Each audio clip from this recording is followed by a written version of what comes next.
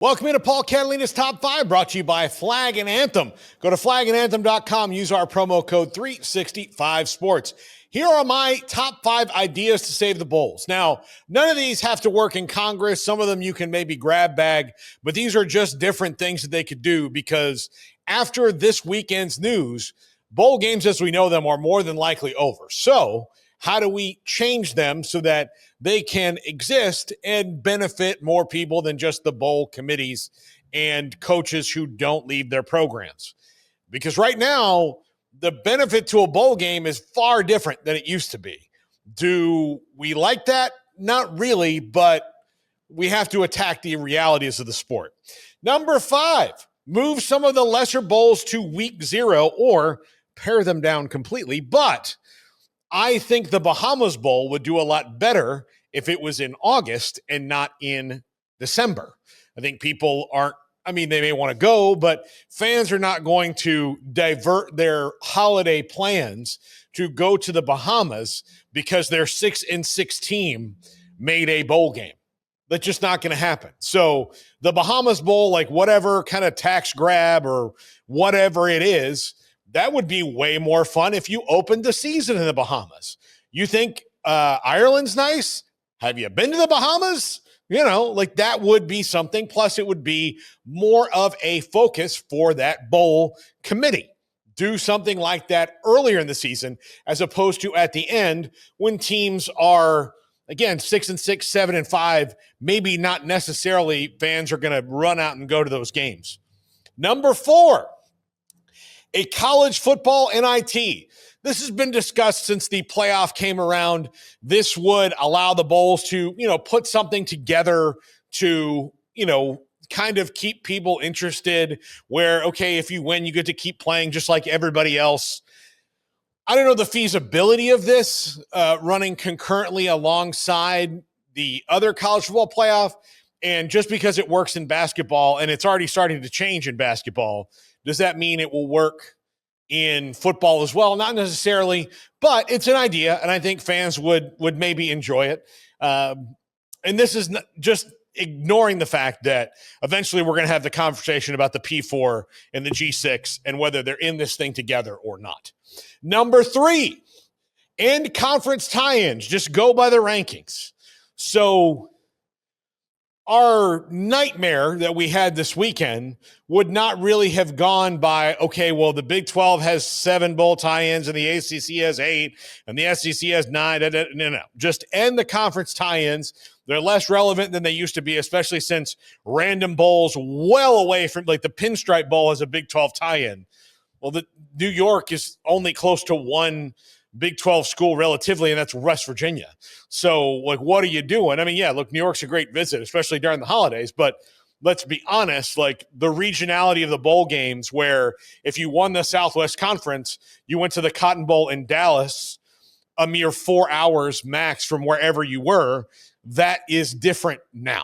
That has changed. So since regionality in bowl games is not important anymore, just take the rankings from 13 on down and match them up until you run out of bowls.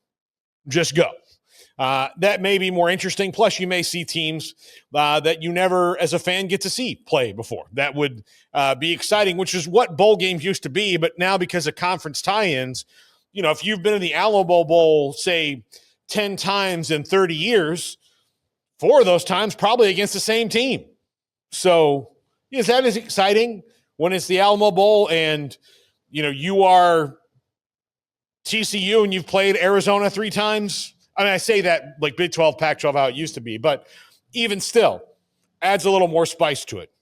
Number 2, conference versus conference showdowns that rotate. So one year could be the Big 12 versus the ACC and the SEC versus Big 10. And then you shake it up and move it around and do all those things all the way down the line so that the bowl games are this. These are we're going to do this. Again, this is a basketball thing. I left Pete Vivacqua's picture up here because I couldn't think of anything else to put. And this would mean he could flutter around to whatever conference he wanted to. So there you go. But conference versus conference showdowns. And then Notre Dame can weasel in wherever they they see fit. They can rotate around. They can be the team that like fits in when there's odd numbers of teams that don't make bowls. I don't know. So, I mean, I didn't just forget to change the picture. That's not what happened there at all. Number one, pay the players, you idiots. Just pay them. You could literally change no things about it. All those 4 things I just said, take them, throw them out the window. Pay the players.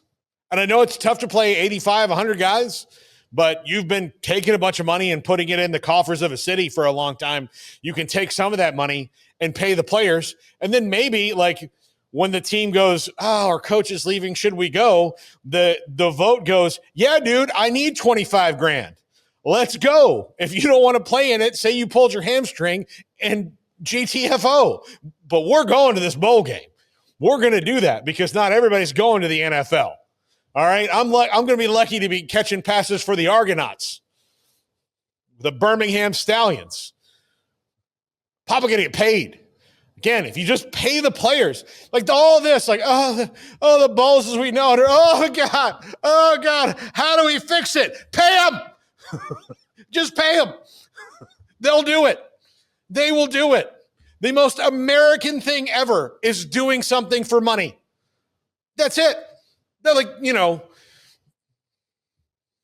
George Washington, if you asked him, like, what should we do?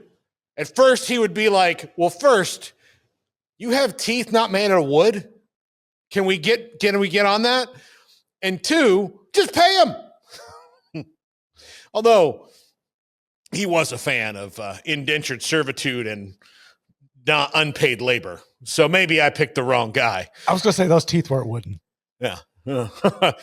So, yeah. But I do think that if you did take like a guy with wooden teeth before he got into anything else and like brought him here, you remember that show that was like Sleepy Hollow where like Ichabod Crane like woke up in modern times? Yes. Like the first thing that would he adjusted too well, too fast. The first thing he would do is be like, wait a minute, you can fix teeth? You can fix teeth? That's what I would have said. Anyway, but just pay the players, you idiots. Just pay the players. It's time for the carnival. Gambling problem? Call 1-800-GAMBLER. In New York, call 8778-HOPE-NY or text HOPE-NY 467-369. In Connecticut, help is available for problem gambling. Call 8887-897777 or visit ccpg.org. Please play responsibly. On behalf of Boot Hill Casino and Resort, Kansas, pass-through of per wager tax may apply in Illinois. 21 plus age and eligibility varies by jurisdiction, void in Ontario. Restrictions apply. Bet must win to receive bonus bets which expire in 7 days. Minimum odds required. For additional terms and responsible gaming resources, see dkng.co/audio. Limited time offer.